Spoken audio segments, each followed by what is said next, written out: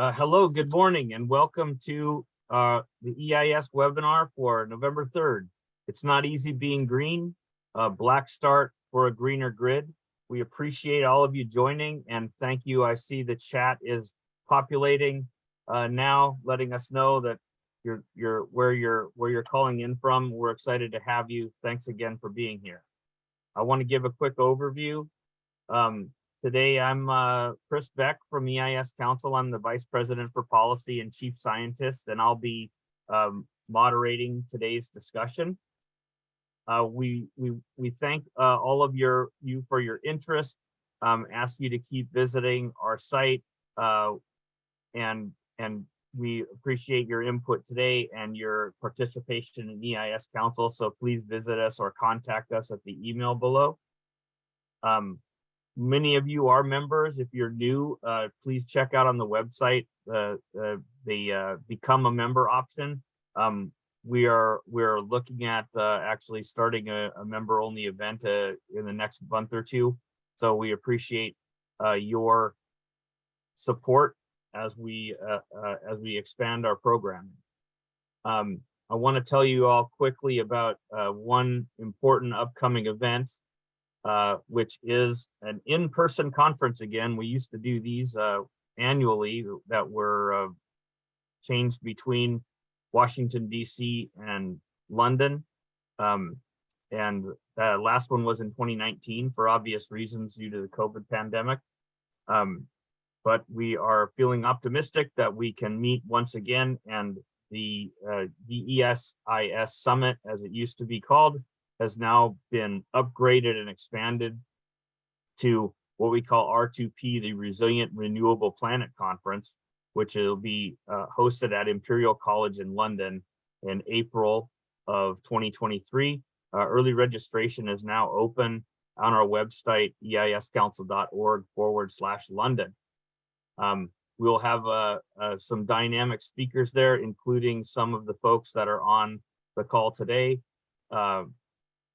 And we look forward to a discussion of these larger resilience issues beyond just the electric grids, of where are we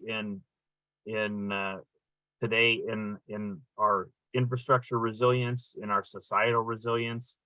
Where are the trends taking us, and what is our best hope for human continuity? These are broad questions. They're going to be discussed on some important topics, and we're really excited. We hope that some of you or most of you might be able to attend.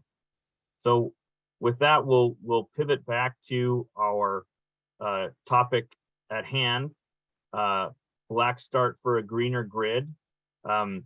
This has been a challenge for the specific challenge of looking at how do we recover from a worst case scenario, a wide area blackout. But we'll start first with some discussion of just what it means for the grid to be greening, what that does for resilience and reliability and functionality of the grid. So in a few minutes, we'll start with some opening remarks from the EIS Council CEO, Avi Schnur. And then we'll begin the panel discussion with four fantastic and really well-versed experts to help us. Naomi Etzion is now the head of Power System Dynamics at the Israel Independent System Operator, it's a new entity modeled on regional transmission operators in the U.S. Dr. Paul Stockton has worn many hats for the EIS Council over the years. He is a former Assistant Secretary of Defense and has been an advisor and editor-in-chief of our EIS Council, or ePro Handbook series, and one which is in works right now, which is focusing on this very topic of the intersection of black start and a greening grid. Professor Yael Parag from the School of Sustainability at Reichman University has just completed a highly relevant study on the risks, rewards of different mixtures of power generation in the grid, some with high renewable, some with less renewable. She's going to focus her remarks this morning on that high renewable penetration scenario. And finally, David Roop, who's now an independent consultant, but for years has been deeply involved in the transmission operations at one of the largest power companies in the US, Dominion Power, and is also an important driver of the Seagray International Electric Engineering Society. So I'll remind folks, looks like I'm seeing some, again, thank you again for letting us know where you're at and where you're coming from. And as we move forward, you'll see some interactive features that some poll questions that our colleagues are posting for you to get your feedback. Also welcome your thoughts on an on-rolling basis in the chat. We'll either answer those directly in the chat. Some of our staff monitor that, or try to bring some of your questions or comments out to the panel. So at this point, I would like to welcome our CEO, Avi Schnur, for his opening remarks. Avi. Good morning, Chris, and good morning. Welcome to everyone. This is a particularly important webinar, I have to say, and it comes at the conclusion of a number of webinars that have focused on some of the most critical issues that we face as we look at infrastructure resilience at a time when infrastructure resilience seems particularly important. So we have this combination now of issues.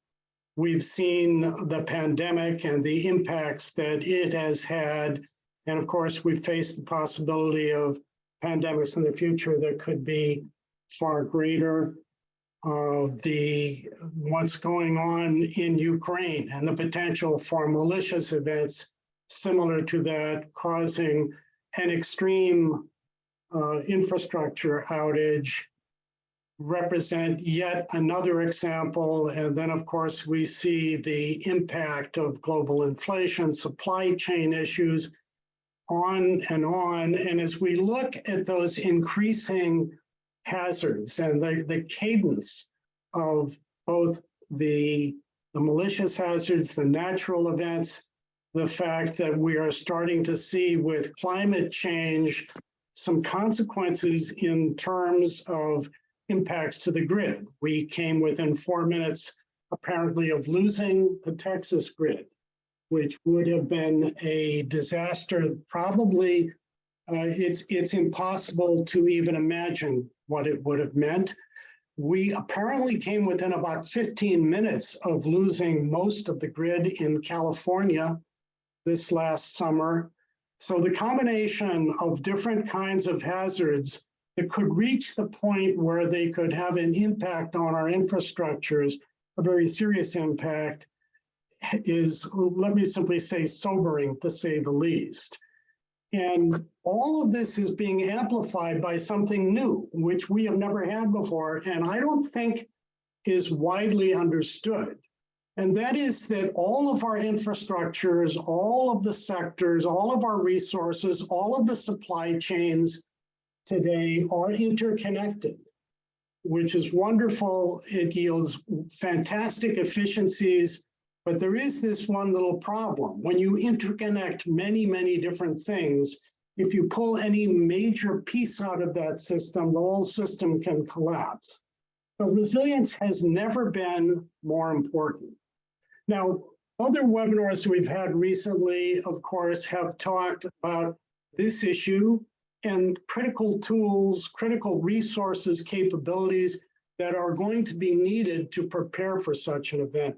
But I have to say,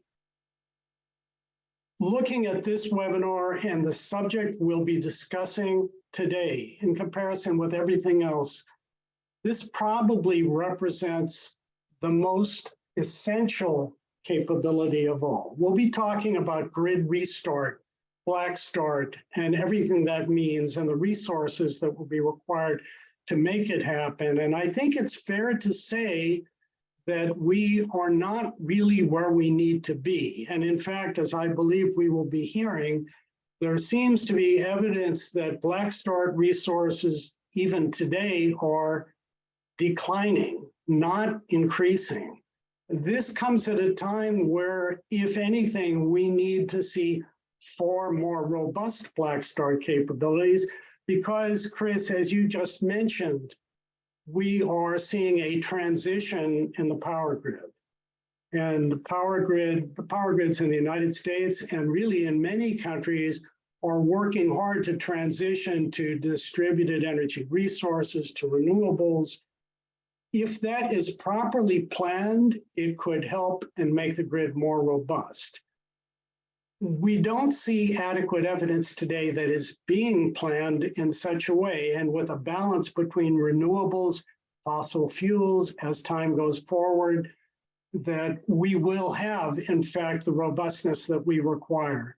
And I cannot overemphasize how critical this is. This is not hyperbole. This is not some abstract subject. There is nothing that we do, nothing that we require for our lives that will operate without electricity.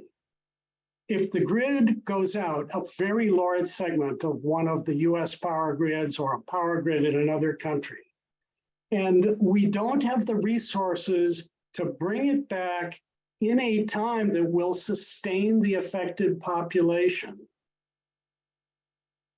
Let me just leave it there. I don't want to talk about the consequences. So this is extremely serious. And I think all of us participating today, certainly those on the panel, and thank you so much for joining us, and all of you, everyone who is listening, participating, please ask your questions and get your thoughts and comments out.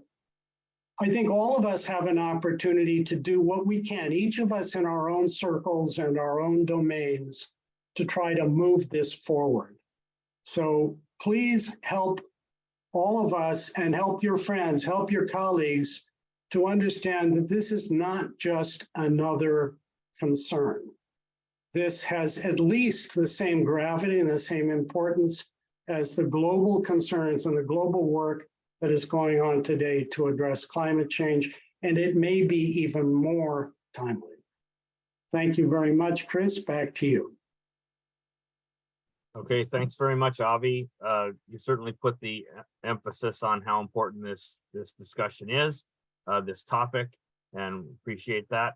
So we have some work ahead of us. I'm going to get into the discussion here in a moment, beginning with kind of some brief opening remarks from each of our panelists. I know Yael has a couple of slides that to back up her opening remarks. So Yael, I'll ask you to open up your camera and share your screen, and you're first to bat.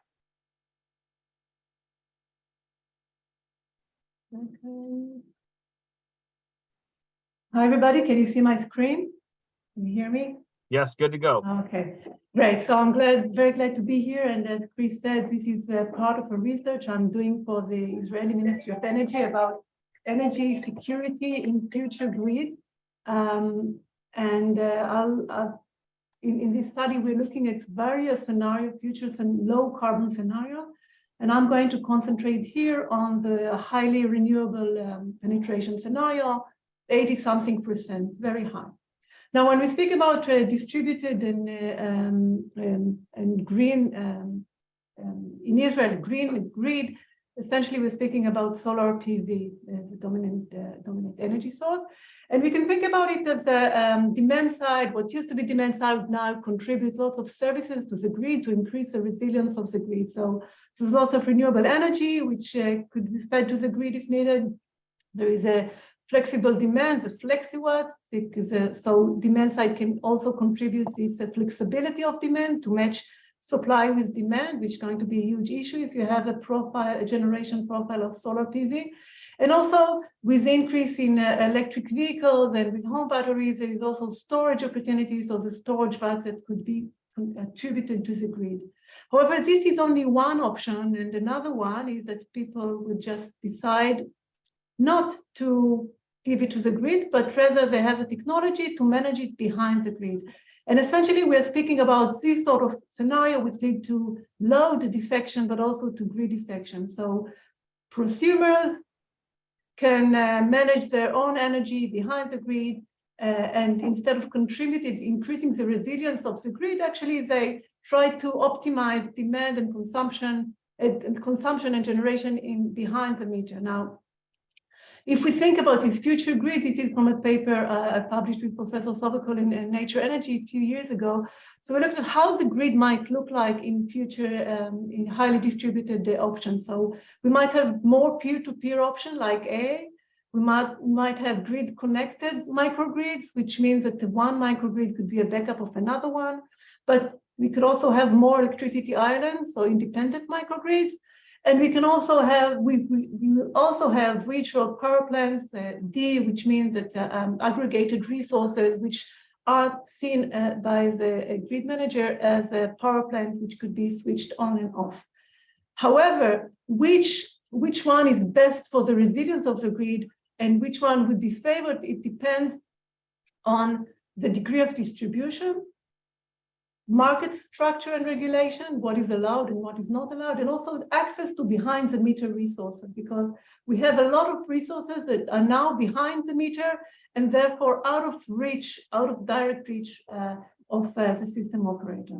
Now, what I'm going to present in the following table, just examples of issues that should be considered when we speak about future grids, if we want to make sure that it is resilient and that it is not creating a problem of not only black start, but other weaknesses of the grid. So 85% PV penetration and 15% natural gas pose many operational challenges. So the daily one would be challenges to match supply and demand, for example, in the dark curve. And here we have resiliency strategies, but we need to make sure that they are put in place in order for us to be able to use them. So we need backup and dispatchable generation, something that could be ramped up and ramped down easily. We need much more demand response to make our grid more resilient and to make sure that we are not getting to the time when we do need black start because we didn't use these resources appropriately.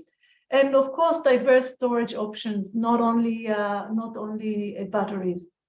Think about the PV in Israel. It is, for instance, dust sensitive. So if we have many days, successive days of dust storm, we might get to the point where we are lacking generation capability. It's the same true for successive cloudy days, but cloudy days, when the clouds are not there, you can use PV panels, but after you have a dust storm, you need to clean the panels. And this, again, another action that need to be taken in place in order to make sure that to restore the capability to generate electricity. It also depends on the share of resources behind the meter, because we don't know how the owner of these assets will clean, for instance, a PV or not. So this needs resiliency strategies should include regulation and also penalties and incentives to make sure that this resource is available. But this high PV scenario also poses many planning challenges. So we are becoming very much dependent on storage. Storage is good. It will also help us to deal with black start. But then we are replacing one dependency, the fuel dependency, with another dependency on materials or batteries, import dependency. And now we're getting to the issue of supply chains. Globally, everybody are going to need more batteries and more storage, or the competition of the storage going to intensify. And this poses, again, challenges to supply chain. And this also poses many challenges for waste management, which should be considered, because we're going to be left with lots of batteries, and batteries are not very environmentally friendly. So here we need diverse storage options and portfolio. We need environmental friendly materials and waste regulation to make sure that we are ready for this high distributed option. It's not only about black start, it's also about the environment daily use.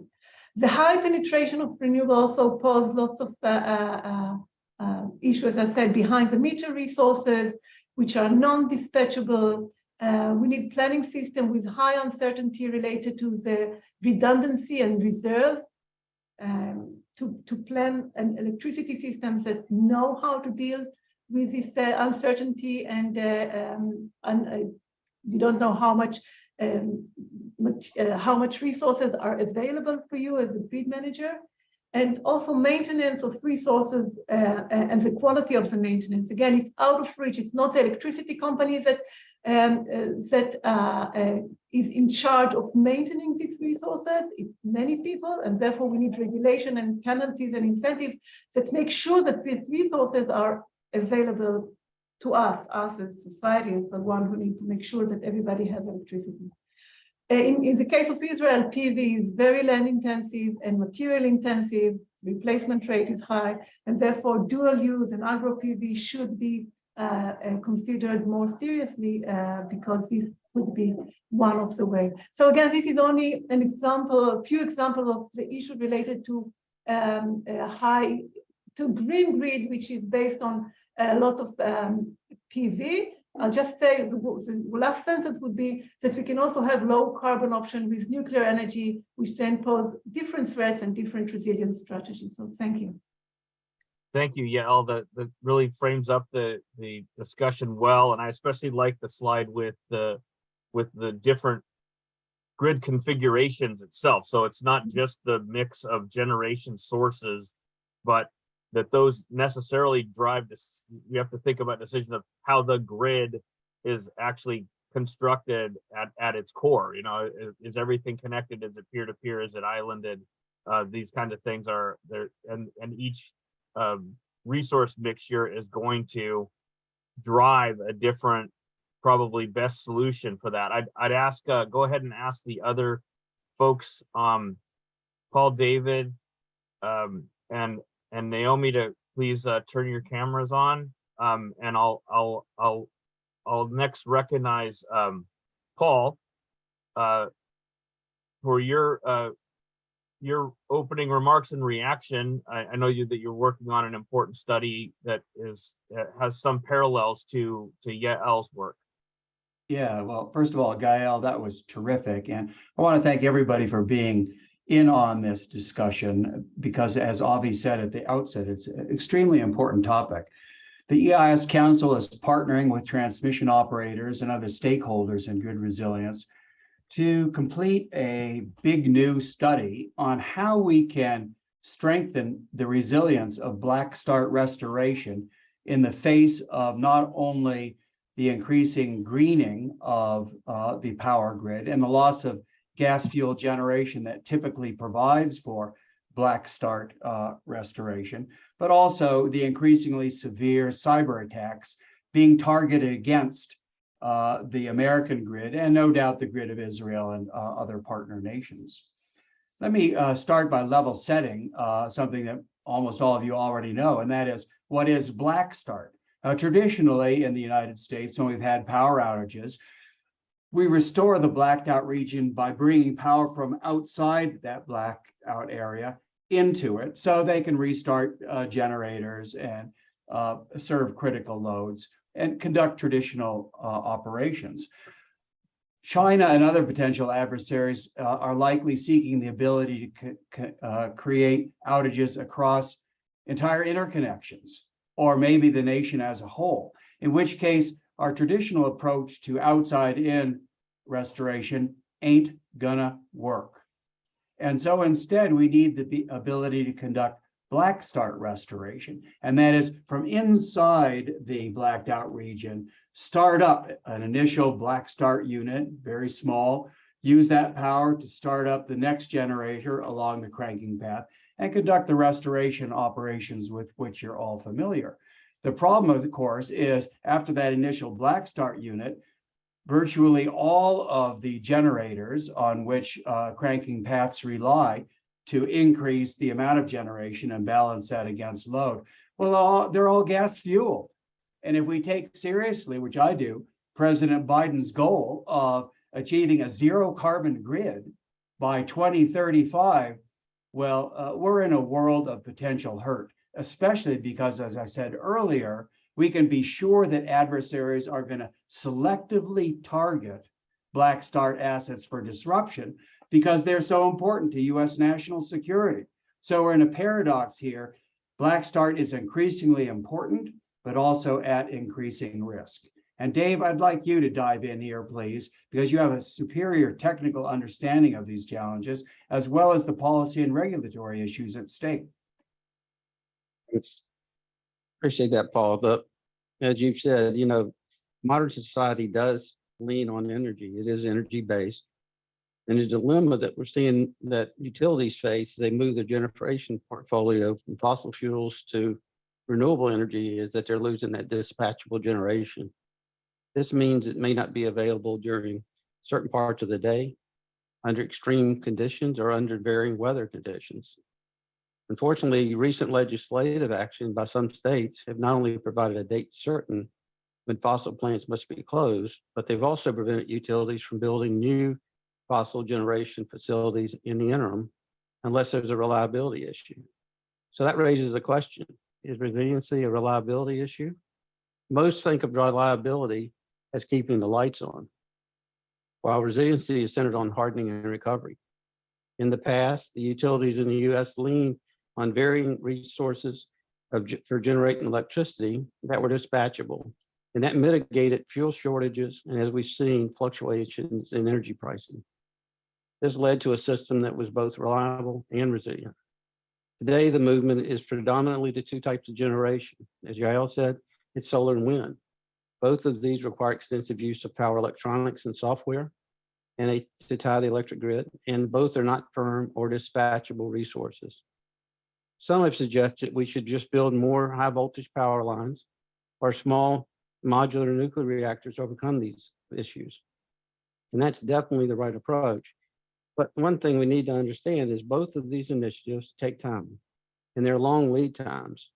An extra high voltage transmission line in the US takes 10 plus years to build, and at least 10 years before we'll see SMRs in multiple areas of the US.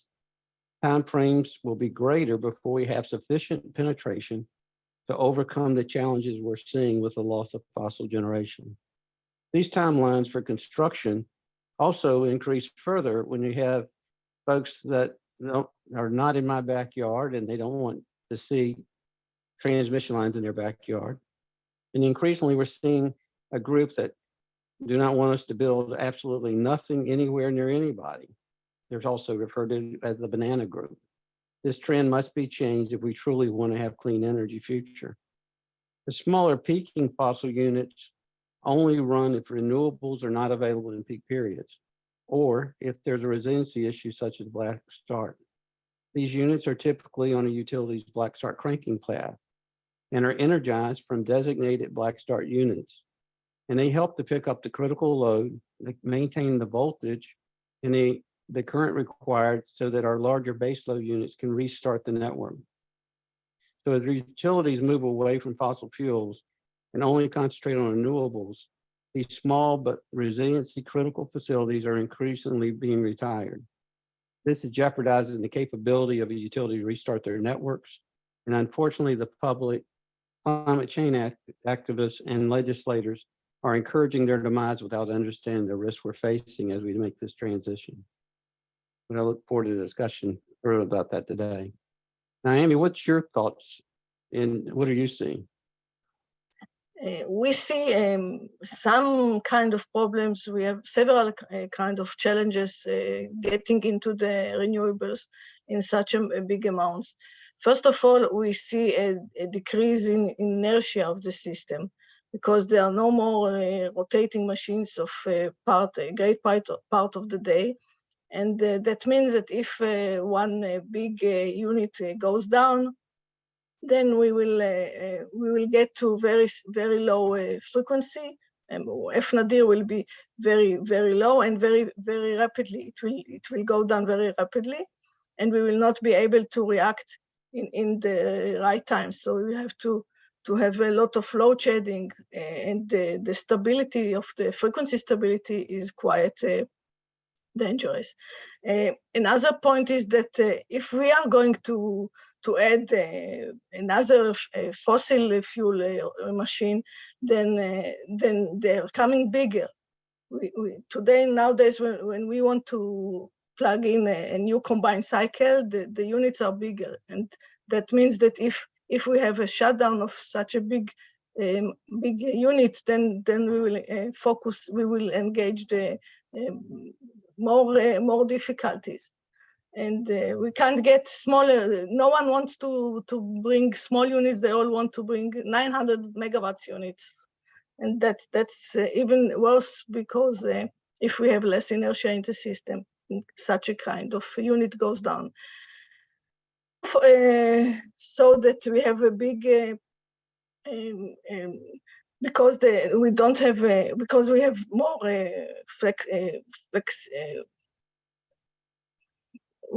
because we have a lot of sun, and there are clouds, so we see that the generation can get down of more than tenths of the system because of clouds, of shadows. And we also have to put enough reserves to deal with such problems. And the reserves are always cost money. So everything should be considered in new point of view, because we have a lot of more challenges, and also the ancillary services that we will need. We should decide how much and where to put them, because the strength of the system is lower, and the transient stability gets worse. So the problems are not only for black starts, but also for the dynamics of the system. Black start is maybe we are in better place, because as Israel is an electric island, and we have to build a very robust and comprehensive planning to make black start. So every site with over 500 megawatts generation capability, then we have a black start inside black start. So we can get up the system in many places. And we don't have to count on transmission lines that bring us the start of the system. So there are some benefits in being an electric island. Naomi, can I dive in there and raise a question? Yeah, in Israel, I'm no expert on Israel, but it seems to me that the government, plus or minus, can tell the operators of electric infrastructure what to do. You don't have state regulators, independent state regulators, who are sometimes hostile to federal guidance, as we do in the United States. You don't have a situation where transmission operators need to go out on the market and on a cost plus basis beg generation owners to sign up and provide black start resources. We got some problems here in the United States as we go forward with decarbonization that Israel doesn't have. So in some ways, in fact, in many ways, we admire Israel, but every country is going to need to take its own path towards a resilient black start. And we got some problems here in the United States. But the problem is that the black start unit, the units that give the black start are the diesel generators or jet turbines, and they are getting old. And not like the people that tend to invest and to become younger and to look younger and to work younger. Then these units are going out of service, and no one invests in them, and we hope that they will work. So. We will have to look what will be in the future, because these units there are no spare parts to repair them. So sure. we should, maybe batteries will be, or some storage facilities will be better to make a black start. Thank you. So just to clarify that, Naomi, are you saying that those black start resources that are still existing in Israel are more of the traditional generation, but they're not as they're not being as routinely reinvested in or expanded because of the new technologies that are coming in? Is that a concern in Israel also?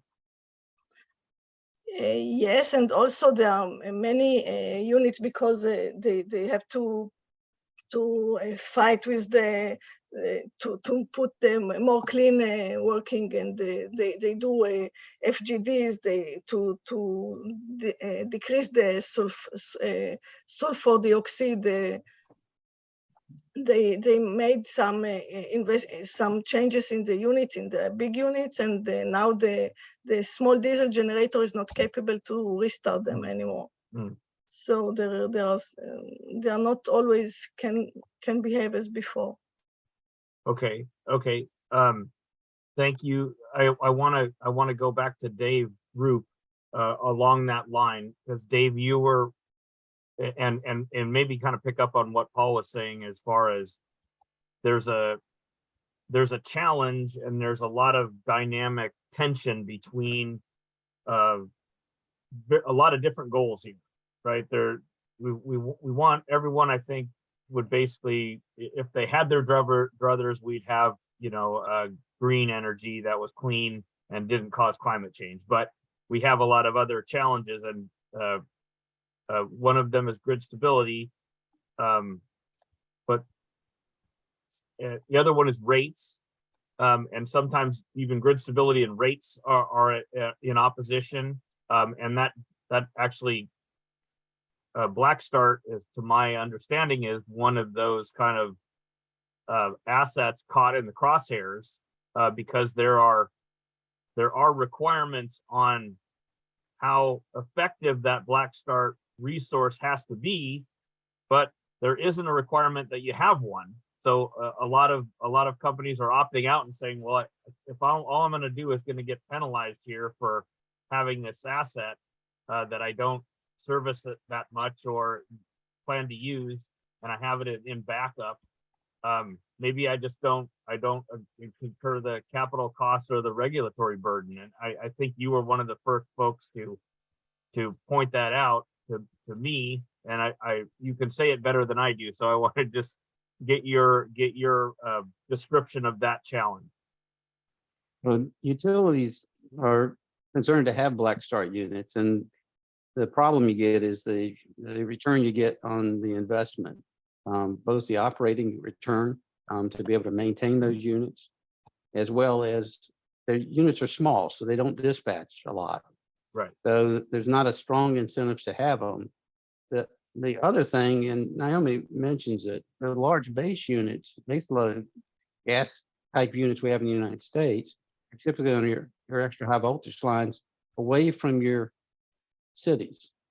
So it takes a lot of power to reach those to restart the network.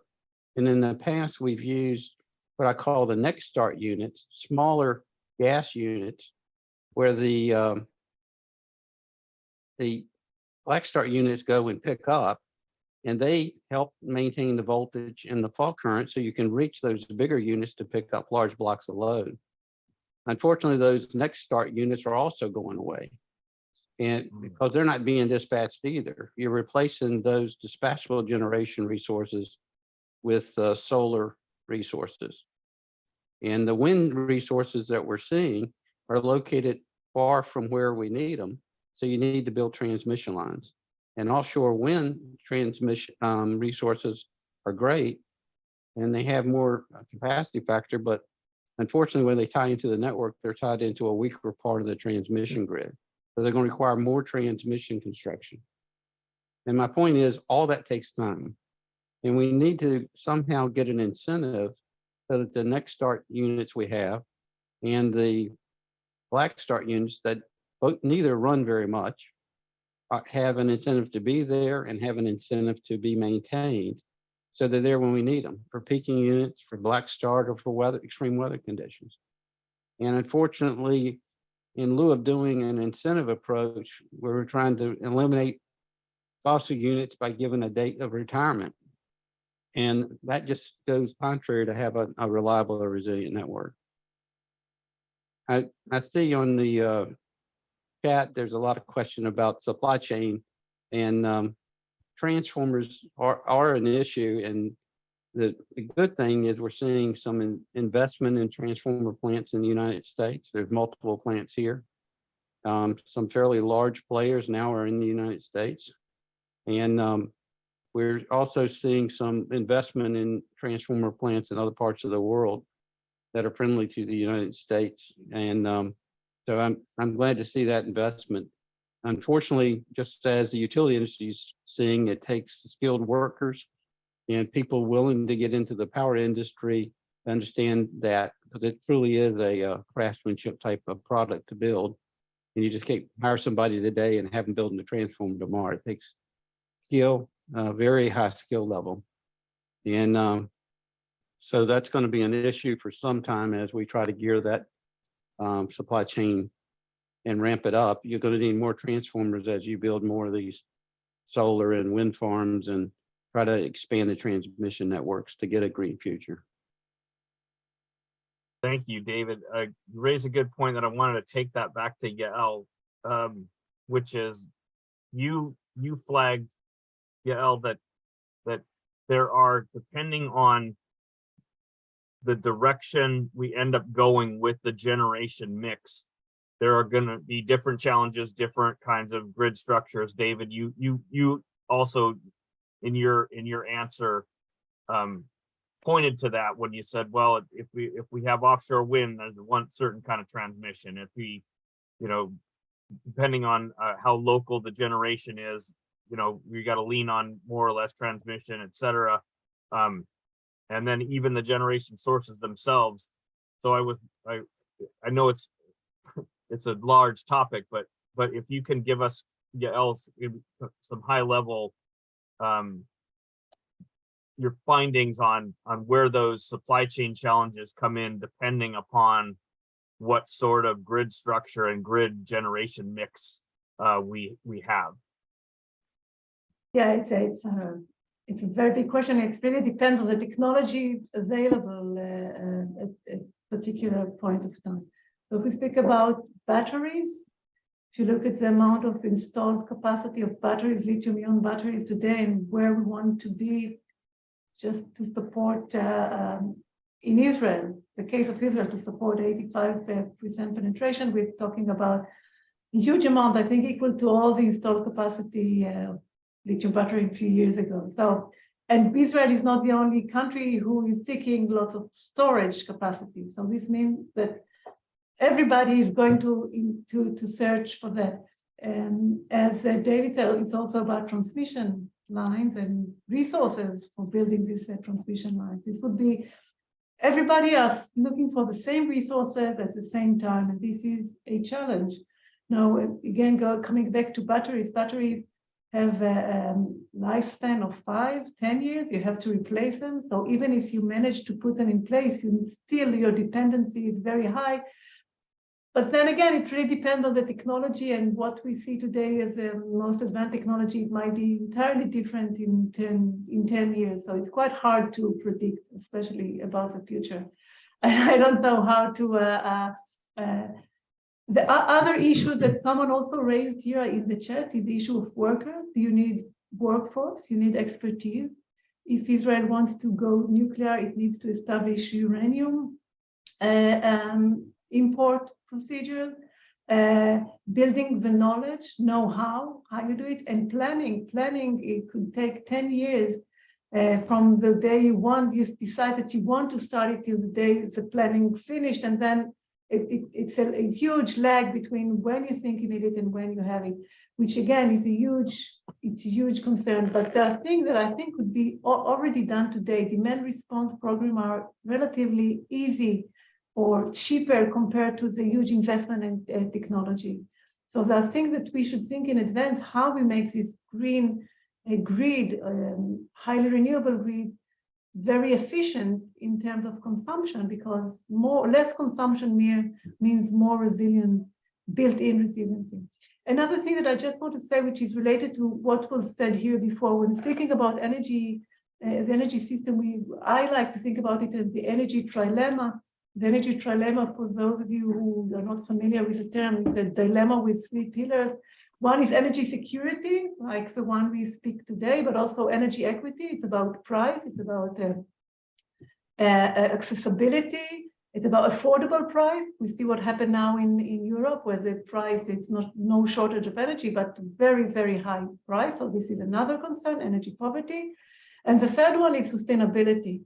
And sustainability should look, I mean, when we speak about the environmental aspect, we should be very careful with CO2 emission, but we should also think about other resources, other environmental resources and other environmental concerns like biodiversity, like land use, like waste, like harmful materials that are in being part of the green revolution. So we need to make sure that policy balances between these 3 pillars. Otherwise, we might have a very secure grid, but lots of other problems related to this secure grid.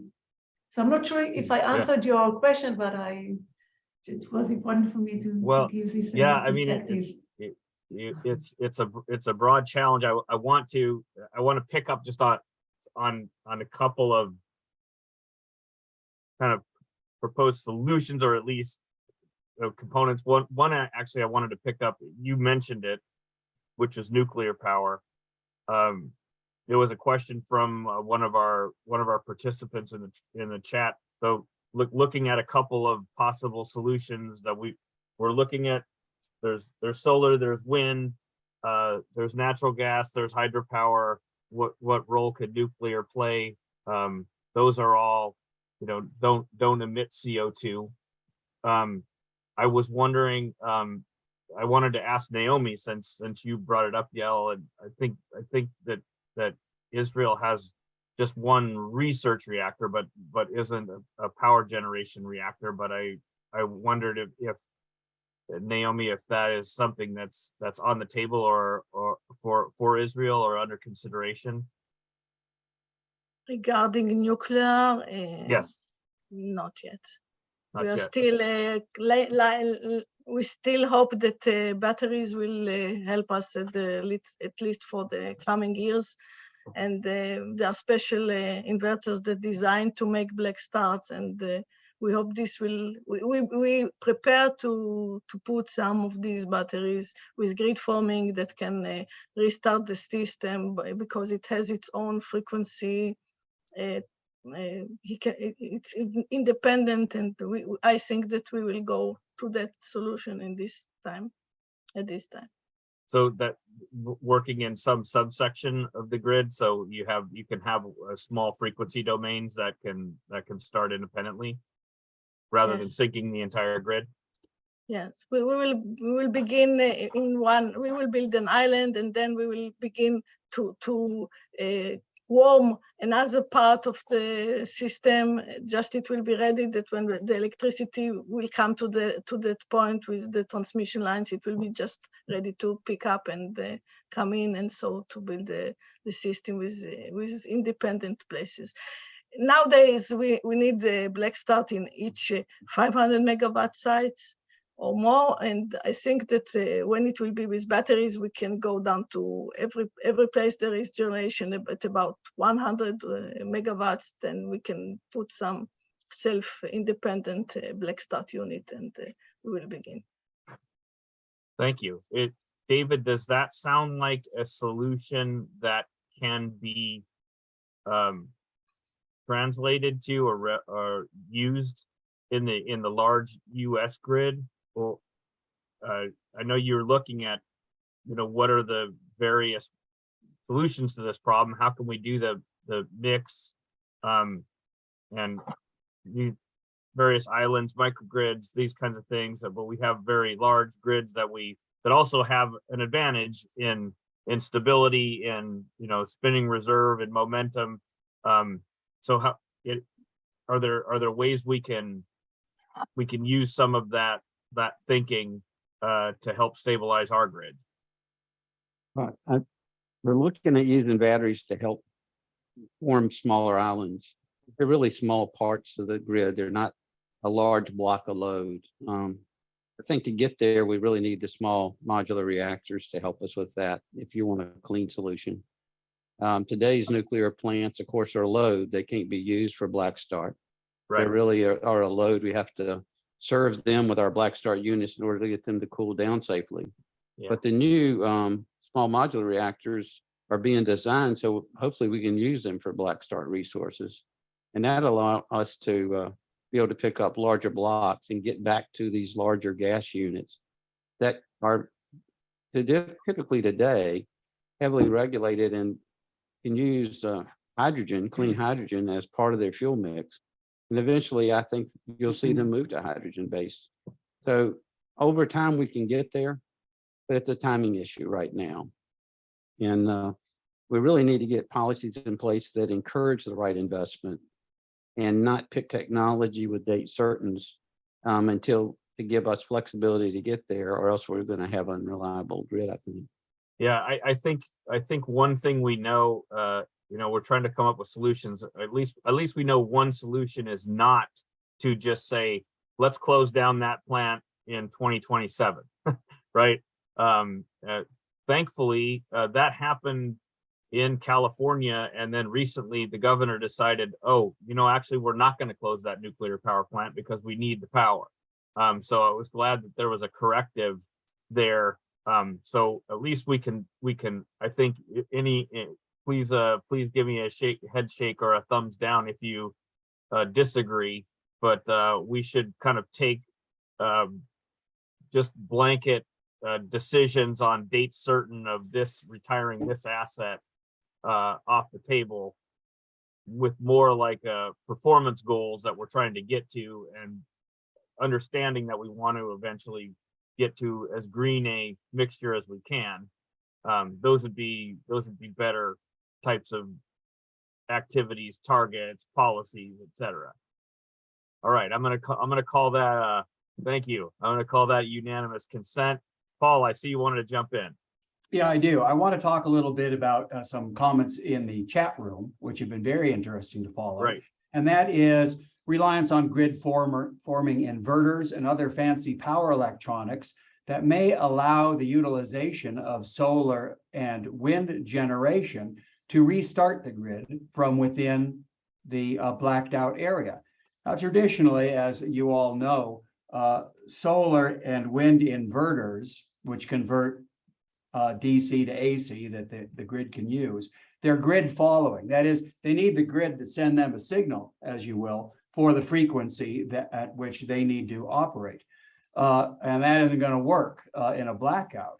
The grid forming inverters will enable large scale solar and wind, especially if they're aggregated, to be able to form the grid and provide for black start functionality equivalent to that which we currently get from fossil generation.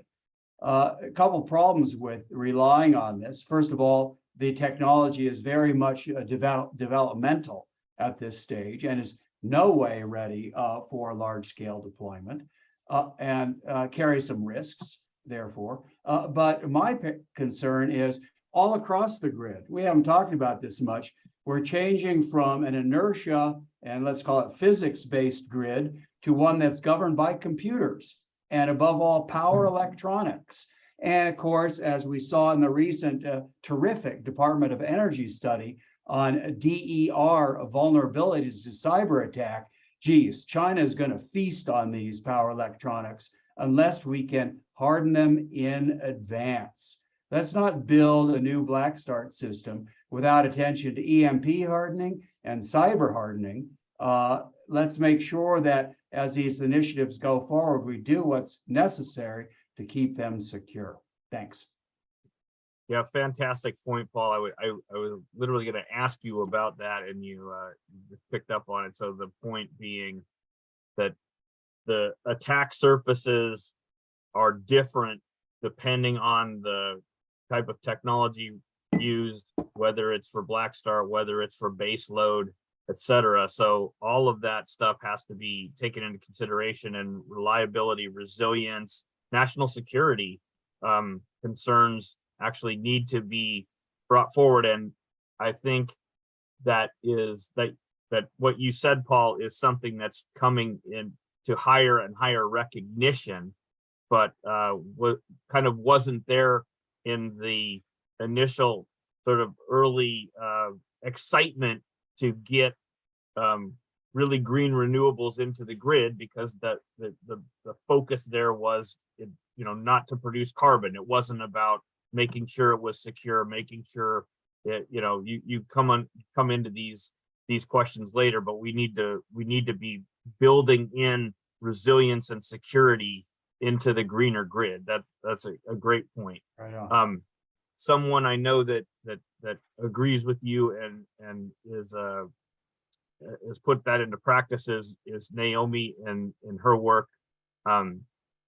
Naomi, any thoughts you have on this marriage of trying to make the grid as resilient and flexible as possible, but also secure and reliable?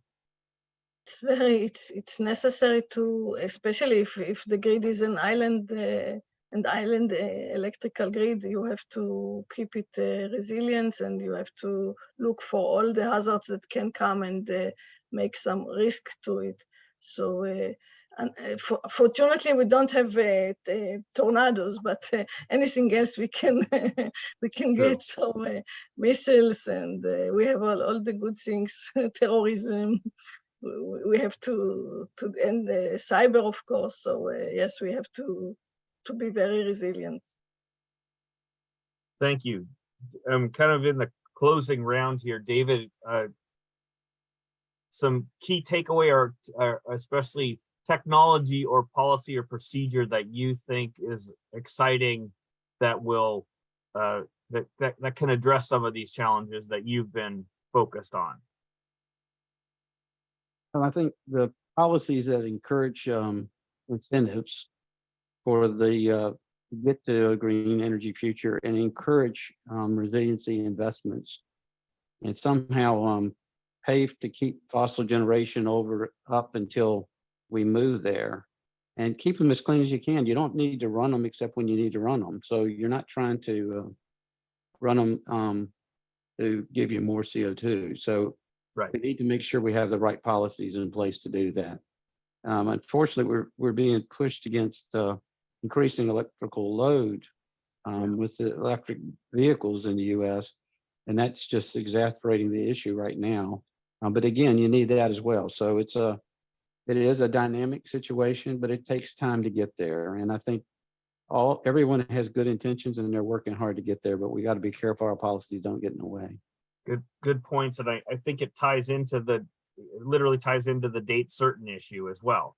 You have a gas-fired plant, or especially say a coal plant, which everyone knows that's the dirtiest method.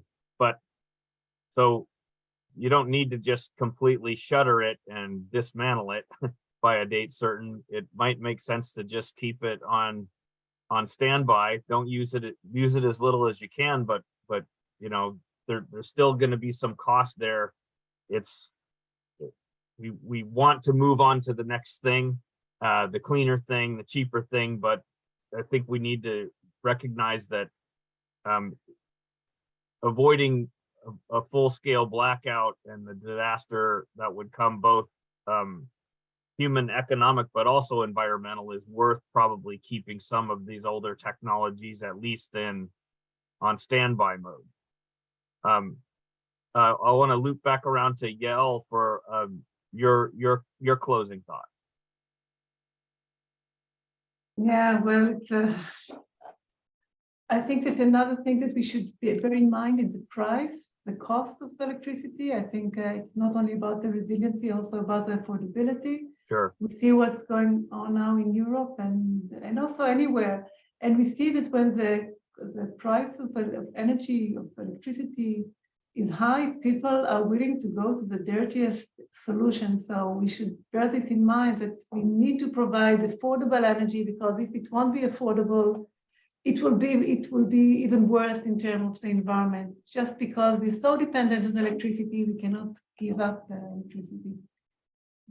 So yeah, it's about planning and making sure that we not only about it's not only about low carbon, also about affordability. Otherwise, it will boomerang, it will backfire. Yeah, I agree, and we talked a little bit about nuclear, and I see that it has a place. I'm not trying to be a shill for the nuclear power sector, but I would say exactly what you just mentioned is what happened to Germany, right? They date certain, closed all their nuclear plants, and now they're with the conflict in Ukraine.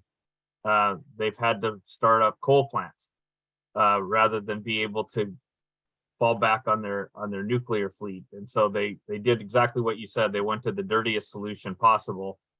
So having that flexibility is really important. I want to just pause, thank everyone. I will. This discussion could go on for a long time, and we just scratch the surface. We have just an embarrassment of riches of the knowledge base that we have here. I want to just allow for any last really crucial point that anyone wants to make before I give my wrap up. Okay, I appreciate that. I appreciate your being flexible and concise. Thank you all so much. I'm going to just want to walk through a few closing things. So thank you to all of the participants for sharing your thoughts in the chat. That definitely enhanced the discussion. And I hope we were able, I know we, again, scratched the surface, but hopefully we were able to take some of your questions and concerns to our wonderful panel of experts. If you found this valuable, we ask you to share the EIS Council webinars with the folks you know. And of course, this isn't a one-off conversation. We mine that chat. We will follow up with folks who responded to the surveys with continuing discussions. So thank you for your engagement, and we promise to follow up as we can. I wanted to let folks know, it was a brief mention of protecting the grid, especially the new technologies against EMP and cyber attacks. One of our newest ePro handbooks focuses on EMP pulse protection from especially for electric grid operators and owners. And keep your eye out for the handbook that that Paul and David and other members of the council are working on this very interesting Black Start Challenge. So that will be coming soon. Thank you all so much. Enjoy the rest of your day. Have a great weekend, and we appreciate the discussion. Thank you so much to all my wonderful panelists. They really brought a lot to the table, and it was a great discussion. Thanks, everyone.